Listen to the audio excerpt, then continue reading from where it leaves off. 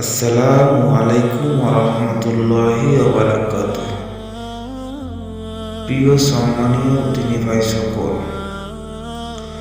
আজকে এমন একটা বিষয় নিয়ে আলোচনা করব। এই বিষয়টি হচ্ছে যুবক ভাইদের জন্য।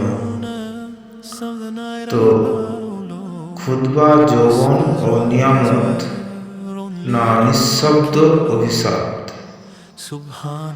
সমস্ত প্রশংসা মহান আল্লাহ তাআলার জন্য, যিনি জীবন দিয়েছেন, সময় দিয়েছেন আর দিয়েছেন যৌবনের অমূল্য শক্তি। দরুদ ও সালাম বর্ষিত হোক মানবতার মুক্তিদাতা ও শেষ নবী হযরত মুহাম্মদ সাল্লাল্লাহু আলাইহি ওয়াসাল্লামের উপর। প্রিয় মুসল্লিবৃন্দু, বিশেষ করে আমার যুবক ভাইয়েরা, আজ আমি তোমাদের এমন এক প্রশ্ন করতে চাই যে প্রশ্নের উত্তর তোমরাই দিচ্ছ। প্রতিদিন প্রতিক্ষণ তোমাদের জীবন দিয়ে। তোমাদের যৌবন আল্লাহর নিয়ামত নাকি শয়তানের খেলার মাঠ? ভাইয়েরা, যৌবন এমন এক আগুন, যদি নিয়ন্ত্রণে থাকে ঘর গরম করে, আর যদি ছেড়ে দেওয়া হয় পুরো ঘর পুড়িয়ে দেয়। আজকের যুবক সমাজ শক্তিতে ভরপুর, মেধায় উজ্জ্বল, কিন্তু দিক নির্দেশনায় বিভ্রান্ত। হাতের মুঠোয় স্মার্টফোন, চোখের সামনে হারাম, কানে ফিতনা আর অন্তরে শূন্যতা। তোমরা হাসো কিন্তু শান্ত নয়, ভোগ করো কিন্তু তৃপ্ত নয়। সব আছে, তবুও ভেতরে এক অদ্ভুত অস্থিরতা। কারণ কি জানো? কারণ তোমার আত্মা আল্লাহকে চায়, আর তুমি তাকে দিচ্ছ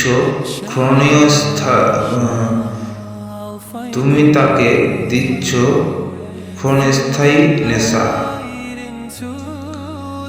হে যুবক ভাই, মনে রেখো, আল্লাহ তোমাকে যুবক বানিয়েছেন অলস থাকার জন্য নয়, নফসের গোলাম হওয়ার জন্য নয়, বরং দুনিয়া বদলানোর জন্য। নবী সাল্লাল্লাহু আলাইহি ওয়াসাল্লাম বলেছেন, কিয়ামতের 3-7 শ্রেণীর মানুষ আল্লাহর আরশের ছায়া পাবে। তাদের একজন হলো সেই যুবক যে তার যৌবন কাটিয়েছে আল্লাহর ইবাদতে। ভেবে দেখো, যে সময় মানুষ হারামে পড়ে, তুমি যদি নিজেকে আটকাও, তুমি সাধারণ নয়, তুমি আল্লাহর প্রিয়।